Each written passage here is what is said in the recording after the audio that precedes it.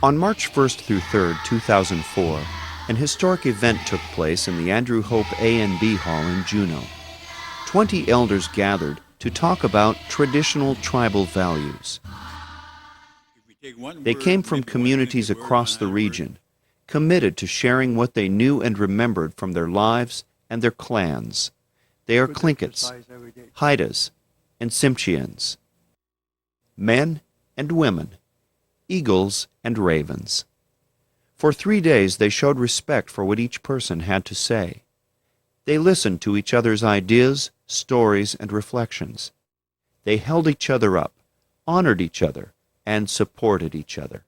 They started their discussions with a review of the cultural history of the region.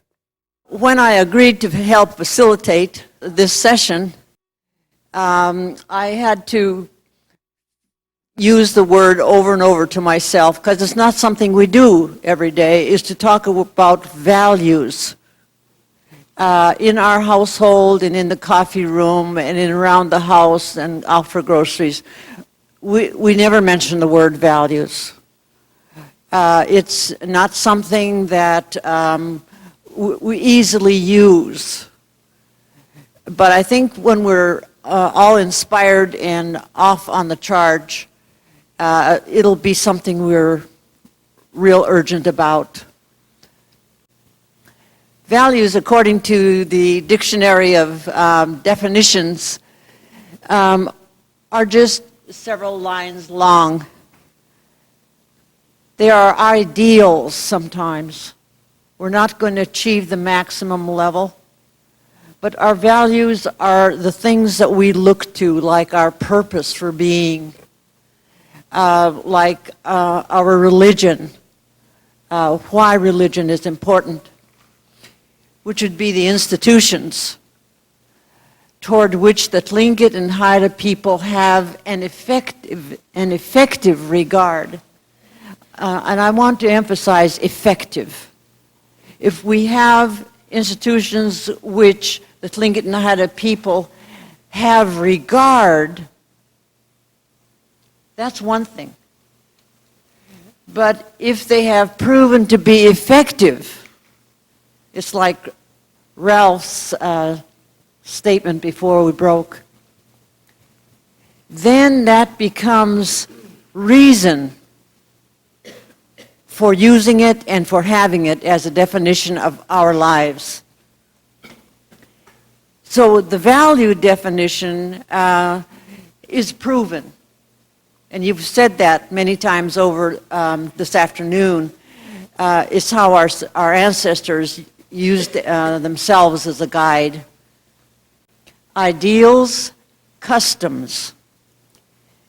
Here is another word that we're going to have to help our children understand. What is a custom? What do you mean by custom? Why is it a custom now? Why was it a custom in the past? Sometimes we're not even sure ourselves. So underscoring what we've learned will cause us to learn even more on these subjects. Values, ideals. Is it okay to have an ideal?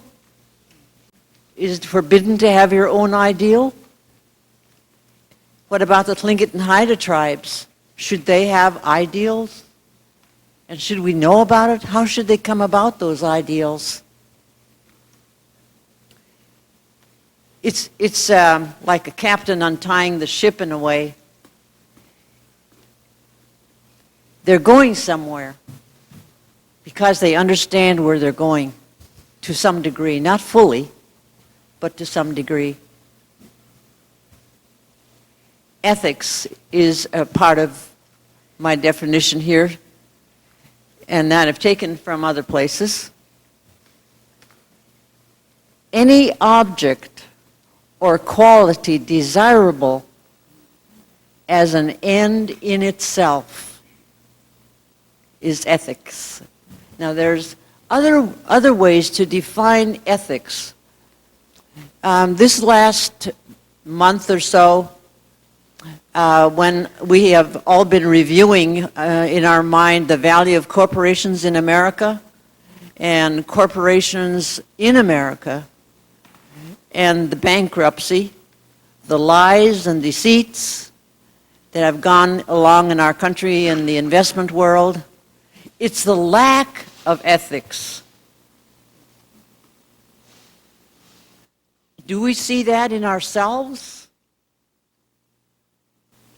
Is it something that we need to have a sit-down session periodically or at a given time with our family and say, what is it that's absent today in the money world of the United States of America? Why is it that we are placing a lot of thought and energy on the world market? We were the world market one time. The Northwest Passage was the fortunes to be had. And we had Spain and England and other countries coming to see if we had something. It was called the Northwest Passage, though. It was supposed to go to Asia for fortunes and furs. So this market business and ethics, and we have our own corporations. And they're supposed to make profit for us. And we're pretty mad at them most of the time because there isn't any profit coming in for us. We need to take this personally as tribal people who have had a settlement that said we would be profit-making corporations. Others called it the lawyer's welfare bill. It's in their favor, and I don't think they'll abandon us soon. So these are, you'll get the distribution of it, make use of it, use your creative way of dealing with these things. And to me, it could begin at the, beyond the 6th grade level, where we face the real world, the money world. It means power. Power and money seem to go together. Corruption is always hanging close by. So these are value questions that will help our children in the future. Ethics is any quality desirable as an end in itself to regard highly. What do we regard highly? Just think about it a couple minutes. What do we as elders regard highly? And how will you transfer that onto young adults? I don't mean how somebody else will do it. How will we do it? The Ice Age, I think, is an important story to be told. It needs to be told. That's where we begin to hear our oral history, was in the Ice Age. There are some songs that come from that. Some people know them, most people don't.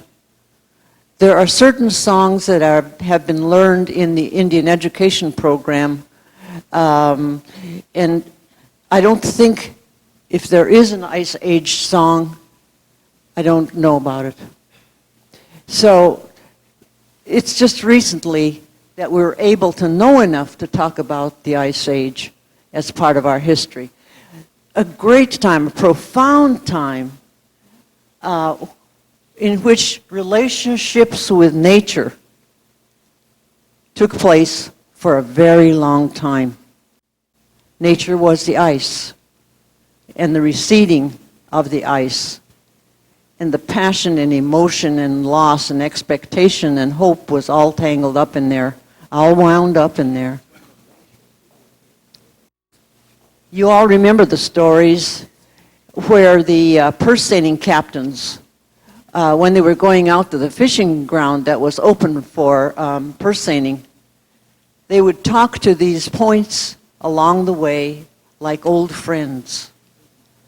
They were their mental charts of how they related the human story to places where they fished. Survival was the lesson to be learned by the Ice Age. Survival values, finding places to settle. The story about the Kiksadi people coming down from, in British Columbia, down the rivers, they had to pass through other tribal country, and they could be taken as slaves or killed. Finding a place to settle was dangerous business. The ice was even more dangerous than that. So these relationships teach quite a few lessons. Today we won't go into the detail of many of them. But this is where it all began in our stories. And this is where we should begin, in learning our relationships with nature and how to survive together. Sometimes in the best situation, we don't know how to survive together. We have a hard time with that. As we move along, as the camera moves along to our ancestry, it was strictly surviving then. Moved along a little bit, and we came to the point where we could develop a social system, how the people should behave. They had time to look at themselves for how we were going to live as people. How they organized and established social order among themselves. It was necessary because things were not easy. They didn't say we want things easy. How are we going to work in it? These are our circumstances. How are we going to make it? So they developed this social system that we know something about today. Not only a system, but with social order, people order. They established that. They became involved in commerce and trade with other tribes and with tribes far away from us who were also trading. So the beads, for instance, came from France, but we got them in Sitka, and that was through explorers. So we weren't against explorers altogether. We were world trade people. Whoever came, we wanted to greet them. Whatever they had, we wanted to deal with them. It wasn't a cash economy. It was something they wanted from us, and we were willing to barter with them. So we've been in this commerce business from the very beginning. So we're not novices at it. I want you to remember this. How important is commerce for Native people in the future? What do we have to know? Why is it valuable? We developed ceremonies. We do that today. But they knew the reason why the body moved a certain way and the songs, certain songs went with certain things as they told the story. It was body talk, body language. It was passion, and they knew how to show it. Ceremonies. Unless you know why that ceremony is taking place, there's a lot we don't know. So this needs work on it while we're still around. How they dealt with each other. Diplomacy, and somebody's mentioned respect this afternoon. Quite a few of you did. it was better to deal with each other respectfully. And then how they dealt with the aliens, mostly it was for commerce. Mostly, well, we'll say north. There was moose hide. And we wanted moose hide. There was cockles in certain places, and we wanted to trade with them for what they had in season. And there was certain routes and certain behavior. Why was that necessary?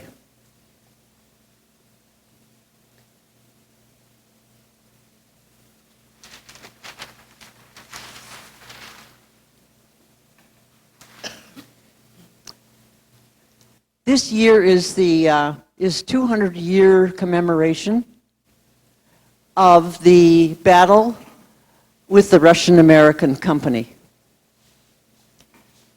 That was money-making venture as well for the Russian-American Company.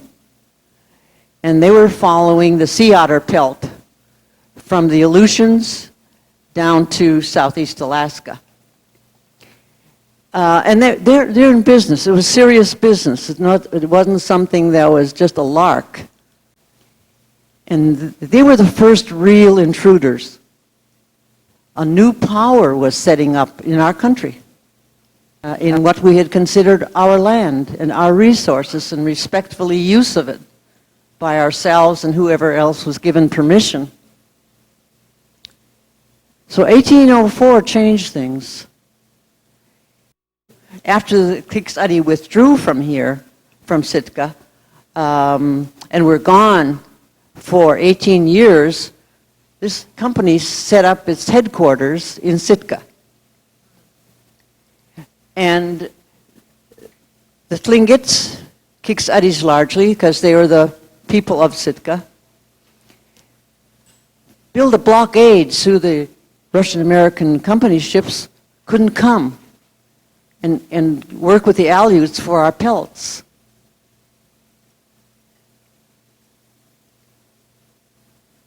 And that prevailed till the market for the pelts in Asia and Russia changed their company's posture in Alaska. And so they were looking for buyers to sell Alaska to. And in 1867, this is a long history, but I'm giving you the capsule. In 1867, just a few years after they established themselves after the War of 1804, the purchase of Alaska took place, and the only people that saw it were the ones who were in Sitka at the time. And there was no communication system, like we have today, to notify the rest of Alaska of what they said they were doing between the two countries, the United States of America and Russia. After the purchase of Alaska, there was the taking of our land, Tongass National Forest, and Glacier Bay National Monument. Those were the two big takings. Tongass was a big one by itself. So we suffered loss. And that was the real trauma, bleeding experience for them. They brought in Christianity in the Protestant religion and a new form of education outside the clan order. Remember, we talked about at the very beginning, the tribe set up its own order of how they behave and how they deal with each other. But with the purchase of Alaska, that meant the place was bought. Purchase means to buy Alaska. Not from the indigenous people, though there were some witnesses there, but from another country, Russia. The Christianity and education elements were brought in together. The educators and the Christian movement were sometimes two functions of the same person, like Sheldon Jackson, Reverend Austin. They did governmental things as well as doing for the church. And there are prominent names involved in these two things, Christianity and education. Because of some terrible losses, we weren't able to take care of things as usual because they weren't as usual anymore. So the boarding school program at Sheldon Jackson became the first school you could attend outside the home. Was provided by other people. Not bad people, but they had a mission. And so the initially enrolled people were some of the founders of the Brotherhood movement. Things weren't fitting like they were doing because of the loss and illnesses. I was told as a child, shamans spoke to each other all the way from Sitka to Haines to Tlakwan. They knew when things were going to happen. They knew when the Russians were going to attack Sitka. So that was the communication they had in the olden days. The shamans spoke to each other, even all the way from Ketchikan. Ketchikan, they call it, so. Yes. I just thought I'd mention that. Thank you. Yeah, another point I'd like to bring out was that as I talked to different natives all around Alaska and around the state of Alaska and South 48, is all of the indigenous people knew that there was a God. I mean, that's common knowledge, and also that that was part of the controlling factor, because I think as natives we knew that the earth had to be created by someone, all the things that happen, and the history in the Bible correlates with our history as well. The story of the Great Flood and everything is in there. And I'd like to have the spiritual instead of the religious, because there's a difference between the two. Christianity and spiritual, I think, are almost synonymous, and religion is something else, because you have all different religions in the world. They're not necessarily Christian. Yeah, they referred to it as Hashagina, Yeah, the right. spirit above all. Hashagina. The common one today is, what is it, Diki Ankawa? Diki Yeah. Ankawa. Maybe some of you know it, I taught Alaskan history, and the northern part of Alaska is Episcopalian, except for Barrow is Presbyterian. The heart of Alaska is Episcopalian, and the southwest area is Catholic, and over on the west coast of Alaska, up north, is the Nazarene and all those types of religions. And coming through Aleutian Chain, Pribilof Islands down through Kodiak was Russian Orthodox, and southeast was made Presbyterian. Dr. Sheldon Jackson figured that if he assigned the churches, he had wasn't much of a budget, so he divided up according to churches and had them in charge of the way the education was set up, and that's how that came about. And I thought that was pretty smart thinking on his part, since he didn't have enough money for the Department of Education in the territory. Thank you. It's good to correct it, you know. The canned salmon industry, after the purchase of Alaska, well, it was big business. And it was owned by the Seattle area. People invested in that business. And I remember a lot of things about it, because I lived in the Sitka village and we had a cannery there. And so it was an exciting place for a kid to see the seine boats and to see the tenders and to see all the activity at the cannery. And I didn't know about the issues as a child, but later, when I began to read on the history of the canned salmon industry and look back on it, from an Indian point of view, what I noticed was the captains of the purse seining boats and how we looked for the delivery of the salmon to the cannery, and looking for high boats, success stories. And it was a time of everybody was real busy. The women worked in the cannery and were earning wages per hour. There was the white section. We had a white section in our cannery called the labeling crew. They filled the boxes with canned salmon and they put the labels on them. And that's not where the Indians worked. We worked with the fish. So there's just, in our memory, this was a big part of our culture. It was also commerce. It was business. They were there to make money. And in a way, we benefited. In several different ways, we'd benefit. World War II. The first thing I think of as I've grown older is loss. Our nephews who were able-bodied, enlisted out of patriotism, or were drafted into the military. We also had the worst tuberculosis epidemic in the United States, in Alaska. 600% higher than any other close runner-up of the toll of tuberculosis in every community. We lost many young people. We lost uncles. We lost grandparents. We lost parents. So to me, that's what I see. What happened to us as Native people in World War II?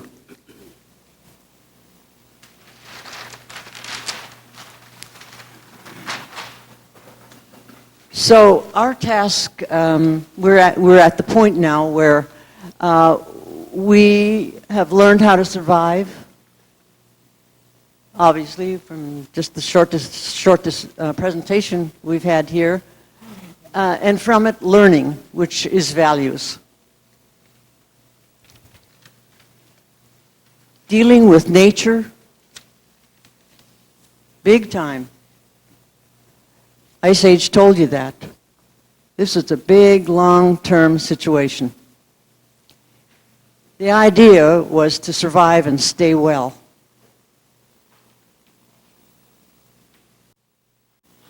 From this survival part of our history, we got our crests, animals, birds. I'm wearing my frog. We adopted them for their character and the part they played in our history. Why did we choose certain crests? Probably you've all heard different stories about how the crest was acquired originally. It has to do with the relationship between those in that time of history with the people. It all comes from a happening that happened in a family. Yes. Like our totem poles. Yes, it's not that we don't know how we got crests. We know something of it. But the question is, I know they came from animals, yes. And we wear them. But what are our grandchildren and great-grandchildren going to ask about them? And where does it go from here? We're trying to help the future generation. That's, I think, what the goal is here. We all understand Western civilization. We learned that from elementary to high school to college. We didn't learn about ourselves. I learned how to read, reading about Dick and Jane and their dog, Spot. Where does that enter into my culture? Nowhere. And after going to many colleges for many years, it dawned on me that we are learning about Western civilization from their point of view, mind you, not from my point of view. And I suddenly got into reviewing books, and in reviewing a book in San Francisco, I found that there was a paragraph and a half, maybe two, about the Tlingit people. But there was more about Eskimos. So a lot of people down south think that there are nothing but Eskimos in Alaska. The point that I would like to make is, in your outline there, I can see that we are finally getting to the point where we can discuss our history from our native point of view. And this is very important, not only here, but in the very schools. And I've been in the school system almost ever since I came up here, at one level or the other. And nowhere did I find a book written about the Alaska Natives by an Alaska Native. Nowhere. Today, fortunately, we do. There are several books written by Alaska Natives about Alaska Natives, sometimes about themselves. Now, this outline here, I can see it because I've lived through it. Maybe not the last potlatch. I can't claim that. But it's about time that we started telling our own story. So it's important that we know who we are. And we should talk about it and let everybody know. And whenever we stand up and introduce ourselves, we know who you are. And that's a pleasant thing. It's comforting. I can look at you and say, yes, I know who you are. I know what your crest is. I know how we're related. Now, that's a humble respect for each other. And it starts with me. It starts with you.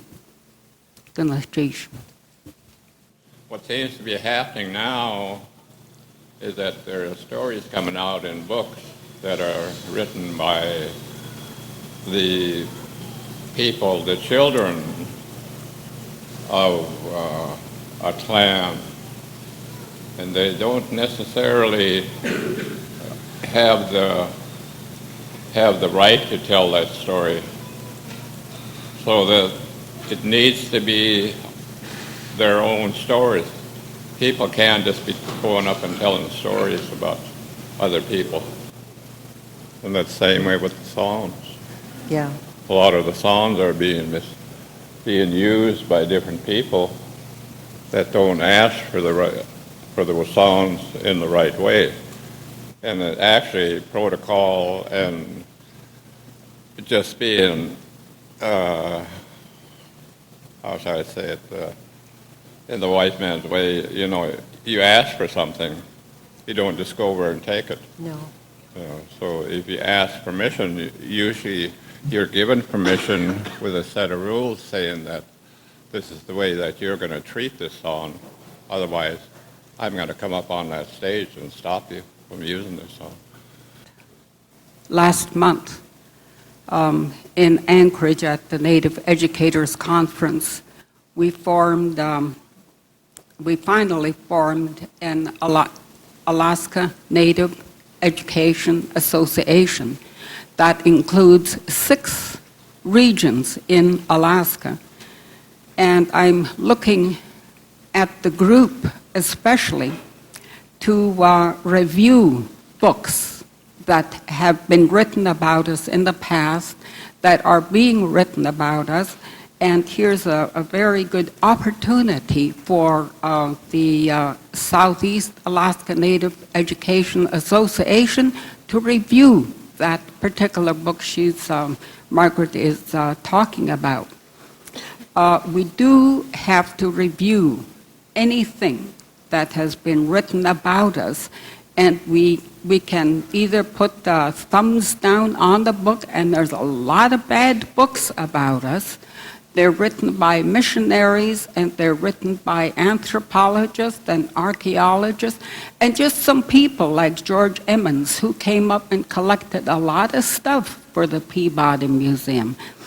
And he just went right ahead and wrote everything and anything until Frederica de la Cunha came along and edited his works. And the book is still full of mistakes. So we do have to avail ourselves to reviewing the books and not just talk about it, but read them and review them and give our opinions. Doing it after the fact, at this time of age, where a lot of books can be just pounded out with the age of technology, we have the time and the opportunity to review those books and do something about it. We don't have to accept what they've written about us. Thank you. The trip that we were making from the Ice Age up until now includes survival as the main thing, and what we learned from it, and how valuable was that information to us for surviving well.